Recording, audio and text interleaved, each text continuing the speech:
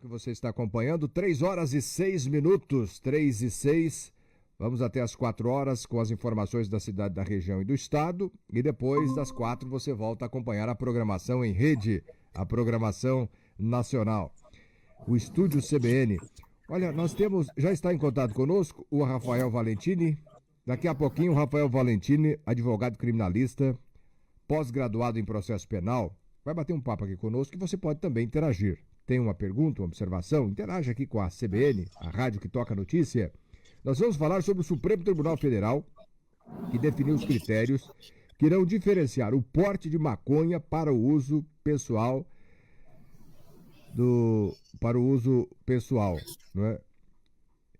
Até para que a gente possa entender, foi decidido descriminalizar o porte da maconha para uso pessoal, uma decisão histórica que pode impactar significativamente a legislação e as práticas policiais no país.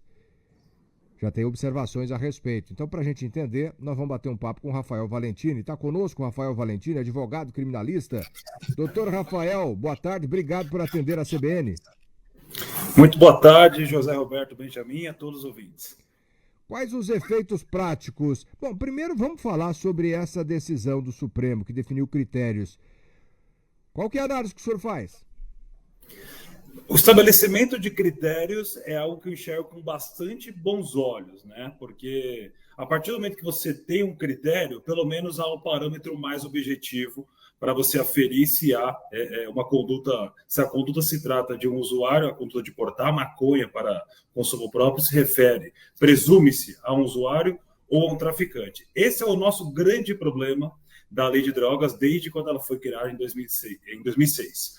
Porque você tem lá, ainda previsto na legislação, que para diferenciar o usuário do traficante, as autoridades têm que analisar ali circunstâncias muito subjetivas, como as circunstâncias da prisão, a conduta social, a quantidade de drogas, a variedade de drogas, e aqui cabe um universo de interpretação. A partir do momento que você cria agora um parâmetro, independentemente de ser 20 gramas, 40 gramas, 60 gramas, a discussão sobre essa quantidade cabe sob um outro ponto de vista. Mas a partir do momento que a gente tem uma delimitação de um parâmetro objetivo, isso certamente vai facilitar o trabalho das autoridades para o enquadramento penal, seja para concluir que se trata de um usuário, seja para concluir que se trata de um traficante naquele contexto. Mas é bom dizer que se trata de uma presunção relativa, não a presunção absoluta, podendo, por exemplo, a pessoa ser tida, o agente ou os agentes, serem tidos como traficantes, mesmo se forem surpreendidos com uma quantidade inferior de maconha, inferior a esse parâmetro criado pelo Supremo Tribunal Federal. Algumas mensagens já chegam aqui ao WhatsApp da CBN, são curiosidades dos ouvintes, livremente eles interagem conosco com os questionamentos. O Ildemar, que é aqui de Cascavel, ele diz o seguinte: já ouvi falar bastante sobre isso, mas ainda não entendi nada. Afinal de contas, qual é a quantidade para uso pessoal? É legal, então, usar a maconha no Brasil? Eu não culpo o ouvinte, o José Roberto, porque realmente não é fácil entender a tese que foi discutida pelos 11 ministros, então são 11 cabeças pensando, alguns pontos de vista, e as interpretações, além dos termos jurídicos que são realmente difíceis de compreender. Ponto inicial: portar maconha para consumo próprio ainda continua sendo um ato ilícito. Ele deixou de ser, a princípio, até há uma presunção de não crime se esse porte para consumo próprio for até 40 gramas, tá? E aqui é importante deixar muito claro para o ouvinte, com até o pecado, talvez, de ter sido redundante. Isso se refere à substância maconha, não se refere a outras substâncias. A cocaína, o crack, também criou-se algumas dúvidas sobre, peraí, é o liberou geral para todas as drogas? Não. Esse julgamento se refere somente a uma substância, no caso, a maconha. Então, ela continua sendo um ato ilícito, mas não mais crime, via de regra, se for inferior, a apreensão se for inferior a 40 gramas. Aí a pergunta que pode existir é: se eu estiver fumando maconha no espaço público, na rua, eu posso ser preso em flagrante? Não, ser preso em flagrante você não pode. Mas agora, por ser ainda um ato ilícito administrativo, é possível que no futuro, num curto prazo, médio prazo, autoridades criem, autoridades locais, municipais, estaduais, criem normas como, por exemplo, o sujeito poderá ser multado, receber uma multa por estar fumando maconha no espaço público. Ele não poderá ser preso, porque deixou de ser crime, mas ainda continua sendo um ato ilícito aos olhos de outra esfera. Tentando trazer para um outro contexto, você fumar cigarro dentro de um restaurante é proibido, não é autorizado, ele é ilegal do ponto de vista administrativo, mas não é um ato criminoso. Você deixar de usar o cinto de segurança, você viola uma norma administrativa, mas não comete um crime por isso. Talvez esse parâmetro auxilie um pouco para entender que deixou de ser crime, mas não quer dizer que foi 100% legalizado. Tá aqui o Nelson dizendo, então, acima de 40 gramas, aí a coisa complica, diz ele. Bom, o doutor já explicou, acredito que ficou claro. O Rogério está dizendo aqui, o Rogério, opa, fugiu a pergunta dele aqui. Só maconha, o doutor já falou aqui, nós estamos falando de maconha, não é? Não de outras drogas. O Valdinei também está interagindo aqui conosco. O Valdinei está dizendo o seguinte, vale para... isso pode trazer mais violência, mais crimes ou menos crimes? Qual que é a opinião do doutor? Isso pode estimular as pessoas a usarem mais drogas ou não? O efeito pode ser contrário?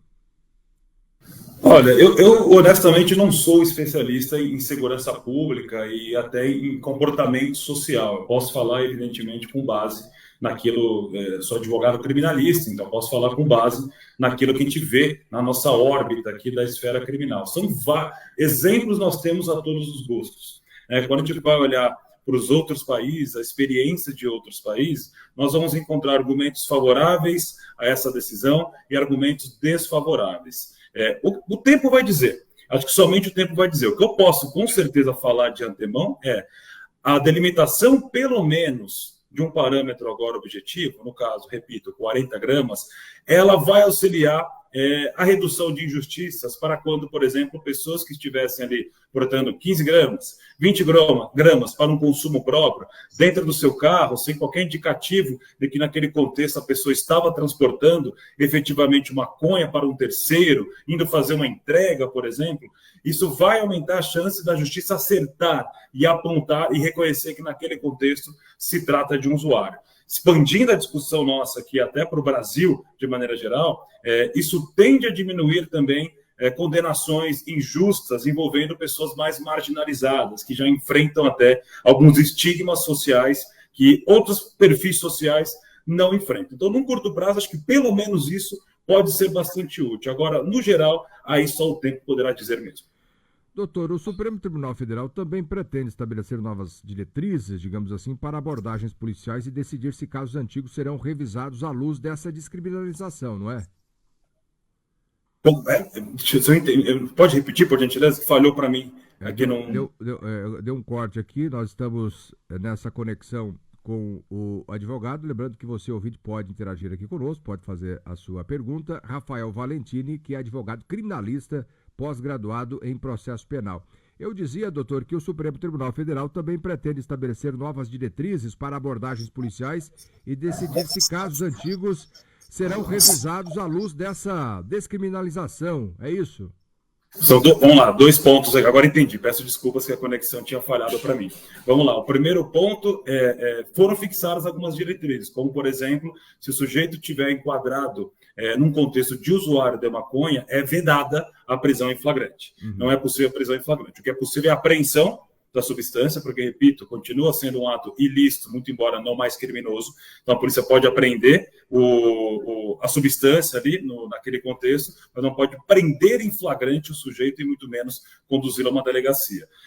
Sobre a segunda pergunta, de fato, essa decisão produzirá efeitos a partir da publicação dela, produzirá efeitos para o país inteiro, inclusive para decisões já proferidas, ainda que o processo tenha sido encerrado. Então, caberá, por exemplo, uma revisitação, uma reanálise de vários casos em que se deram de condenações apenas de tráfico de drogas, apenas pela guarda, pelo transporte de maconha, especialmente as que foram em casos nos quais as apreensões foram inferiores a esse parâmetro de 40 gramas. Caberá ali uma reanálise e falar, opa, temos uma decisão nova agora do Supremo Tribunal Federal e muito provavelmente essa decisão nova, se já existisse à época do meu julgamento, aí é o advogado ou a advogada falando sobre aquele caso concreto, ela teria alterado o resultado deste processo. Daí porque, então, ele pode tentar pedir a revisão criminal, a readequação desse enquadramento penal de tráfico para o usuário com base nesse novo entendimento. Muito bem, ficou claro. A gente observa aqui vários ouvintes com dúvidas ainda. Leonir nos acompanhando, o Paulo também, obrigado. A Ângela mostrando aqui preocupação, dizendo que isso vai aumentar os crimes, não é? É preciso estabelecer limite e regras e não uso. Ela é religiosa, doutor, ela disse que não pode, ela disse que ela com pensamento religioso, ela entende que não é por aí, é uma opinião dela. Para esclarecer, a gente vamos avançar um pouquinho mais. Doutor, quais os efeitos práticos dessa decisão, vamos reforçar, nos processos criminais e na defesa dos acusados?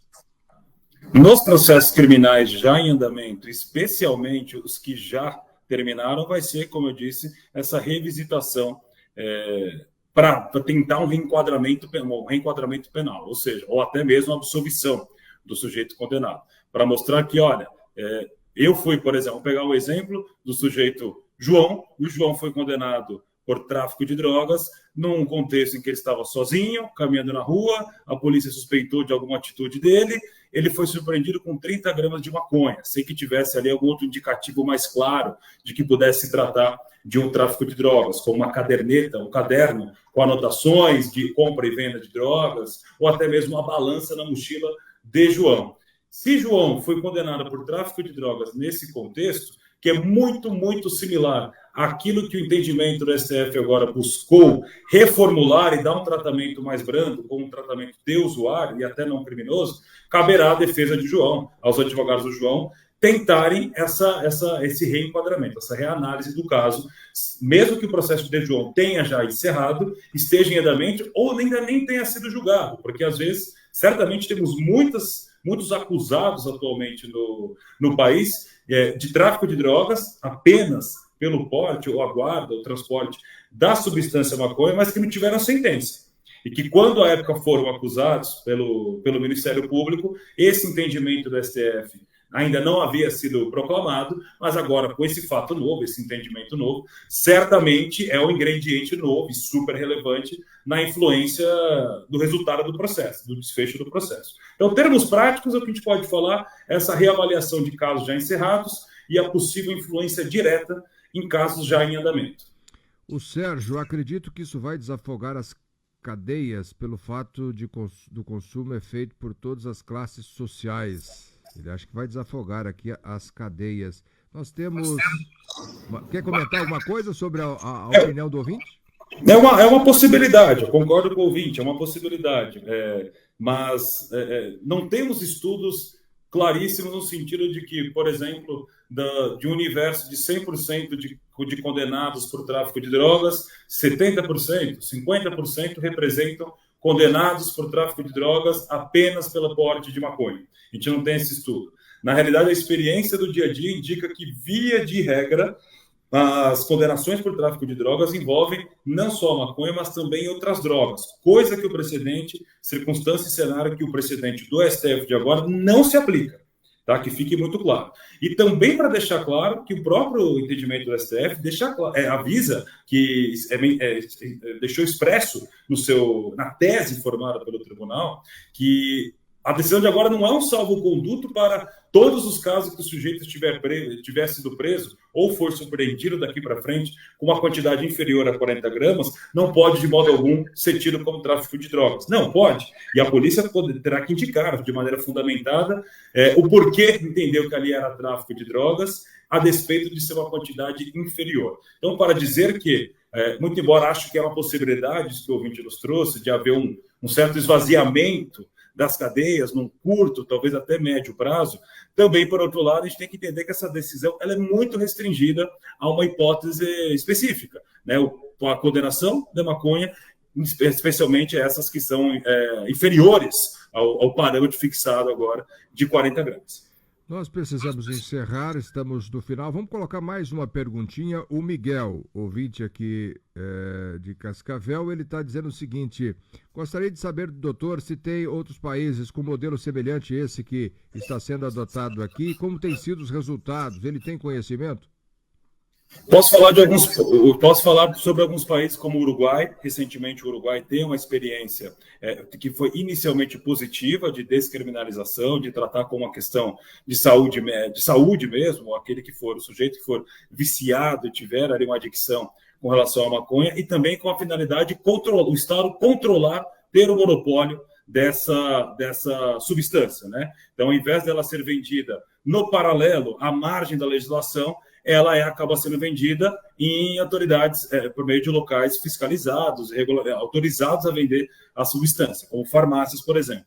Num curto prazo, no Uruguai, se mostrou uma experiência muito interessante, de redução, inclusive, na criminalidade. De lá para cá, de alguns anos para cá, poucos anos para cá, a gente tem tido já a elevação de alguns índices de criminalidade relacionado a drogas, mas também não há um consenso claro às origens disso. São vários fatores sociais que impactam o aumento ou a queda da criminalidade numa sociedade, num país, num estado. No caso do Uruguai, é um país pequeno. Tivemos a pandemia de Covid-19, tem fatores econômicos. E também temos experiências em alguns estados dos Estados Unidos, que num primeiro momento também tiveram boas experiências, alguns deles, outros nem tanto. Outros já estão pensando em revisitar a ideia de tratar o usuário de maconha, por exemplo, apenas como uma questão de saúde, mas também pensando no impacto que isso traz para o dia a dia da sociedade. Permitir, por exemplo, que um usuário descriminalizar por completo ou legalizar a maconha significa permitir ao usuário usar a substância no espaço público. Talvez isso impacte o comércio local, de alguma determinada cidade. As pessoas estão lá fumando maconha, isso pode ter um impacto ali no dia a dia daquele comércio. Quais são os efeitos imediatos de médio e longo prazo para aquela comunidade local? Então, temos experiências de vários lugares, estou dizendo apenas as que eu já acompanhei, mas aqui é a gosto do freguês. Certamente haverão estudos e comprovações que possam corroborar a leitura de A ou de B, ainda que divergentes. Nós não temos mais tempo, o senhor tem compromisso aí também. Se a gente for respondendo as perguntas dos nossos ouvintes, nós vamos até o início da noite. Doutor, muito obrigado pela participação aqui conosco. Obrigado a você, José Roberto, aos ouvintes. Obrigado pelo espaço, espero ter sido o mais claro possível. Conversamos com Rafael Valentini, advogado criminalista, pós-graduado em processo penal, falando sobre o STF, que define critérios para diferenciar uso pessoal e tráfico de drogas, ou tráfico de maconha, né, de forma específica maconha, mas é um assunto que a gente vai continuar debatendo por aqui. Você tem acompanhado a respeito também na programação nacional aqui da CBN, a rádio que toca notícia. Nós temos